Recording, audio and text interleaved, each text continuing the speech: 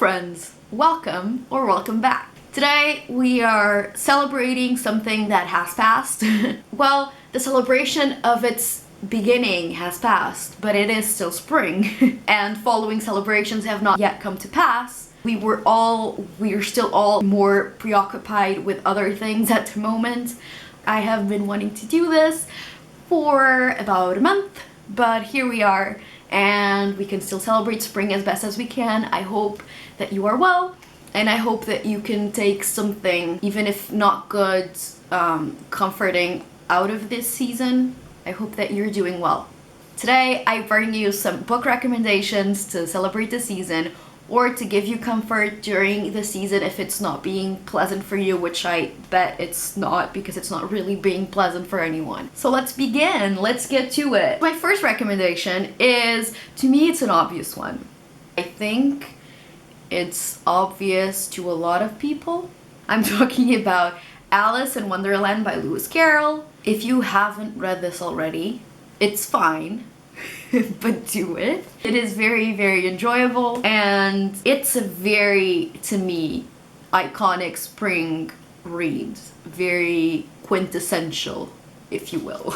You know, whimsy, enchantment, beautiful landscapes, you have everything here.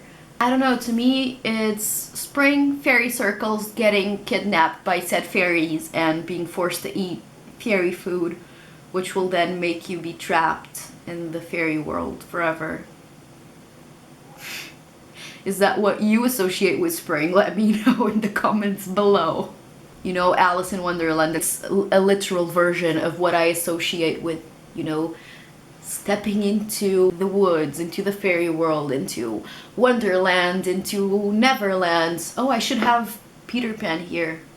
I don't associate Peter Pan with spring though, I don't know why. If you haven't already read this timeless classic, this is the perfect time to do so. Next up is also on the classic pool of things, and I am talking about Pride and Prejudice by Jane Austen. I also doubt that you haven't read this already, but I have been surprised at the amount of my bookish / academic friends who haven't read this. I was in shock. I don't know, the whole atmosphere is very spring-like to me, very bloomy, very, even when it rains, it's a very spring sort of rain. Does that make any sense? It reads like a nice bouquet of flowers. That sounded terrible, but I mean that you have this nice arrangement of really aesthetic things, like you have romance and humor, beautiful scenery, incredible characters, and it all ties up in this very pleasant experience. This is another, if you still haven't read this book, this is a very fitting time to read it. Next up is a sort of a weird one. In terms of themes, this has nothing to do with my other picks. This has to do with environment, in setting, and in atmosphere. I'm talking about Annihilation by Jeff Vandermeer. One, I loved reading this book so much. I still haven't read the following books in the trilogy because I suck. We have established that, but although they are a trilogy and the story, it is a continuous story, they are very different from each other, I have been told. So this is about an expedition into this area, Area X, which has been cut off from the rest of the world.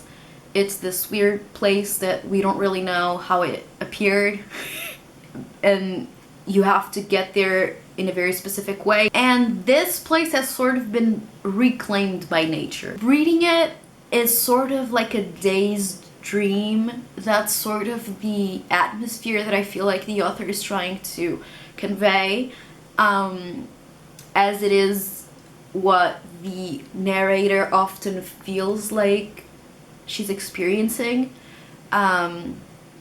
So it's, in a way, You can read it as a different twist in the whole stepping into fairy world, or, you know, going down the rabbit hole, stepping into Area X and exploring this very scary but beautiful and exciting, mysterious place. And then again, the obvious tie with rebirth and nature taking over and lush, overgrown scenery.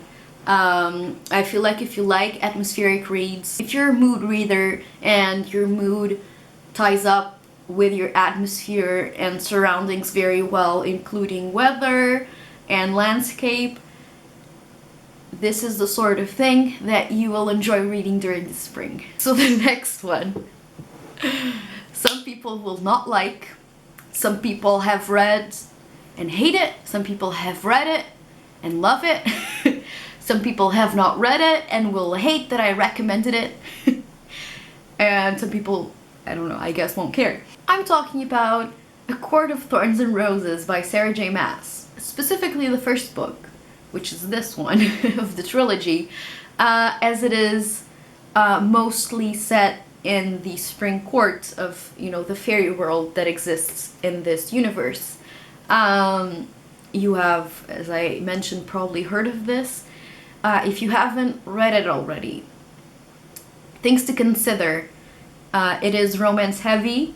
It is somewhere between young adult and new adult. It depends on who you ask.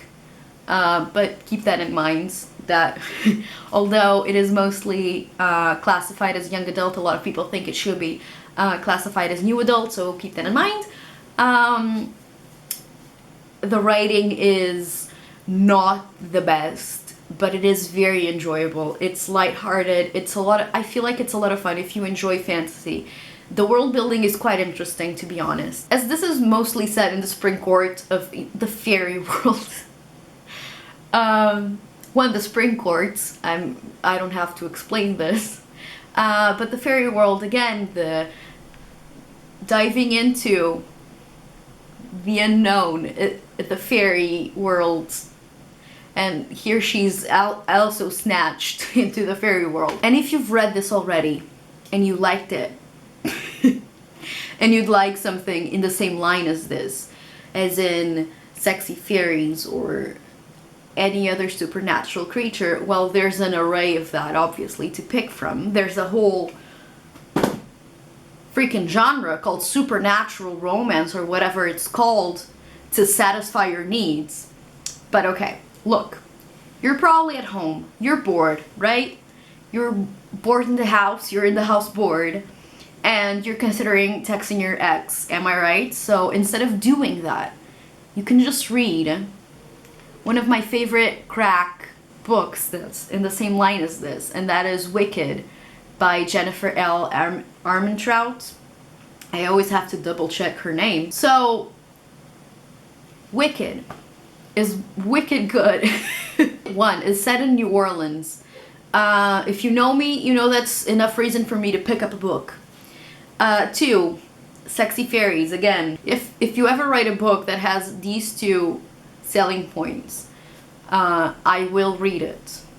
So just email me, you know. I haven't finished this trilogy. I have yet to read the last book. I enjoyed the first and second book immensely. I guess I've been saving the last one. It is also fast-paced, there's adventure. So, Court of Thorns and Roses meets the Vampire Diaries, or in this case the originals, I guess, because New Orleans, but you know what I mean? So these two books have three important points covered: atmosphere, fairies, and romance.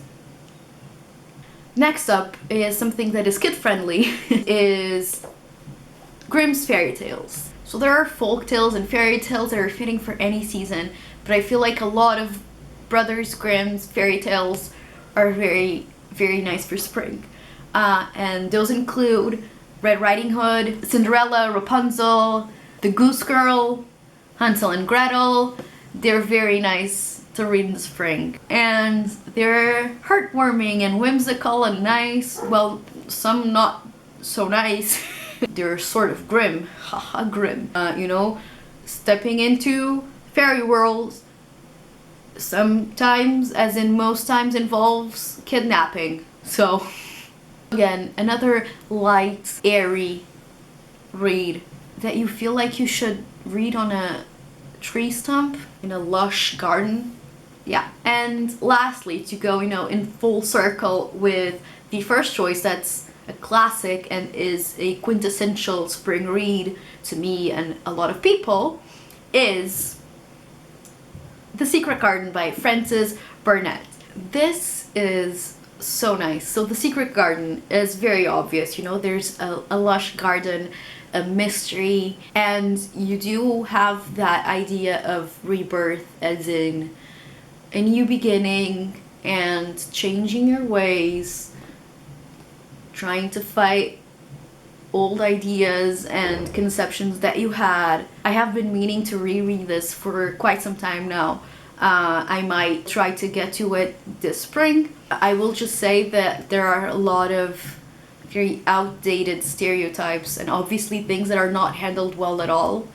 But you do consider when it was written, this is set against a backdrop of, Imperial England.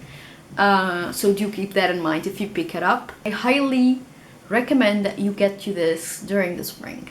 But before I go, if you've watched my other recommendation videos, they're season focused.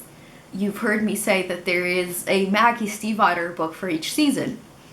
I do maintain that statement, but I haven't read the book that I believe is Stiefvater's book for spring, and that is Lament, and that is the first book in a series. I think there are only 2 books out, but it was supposed to be a trilogy.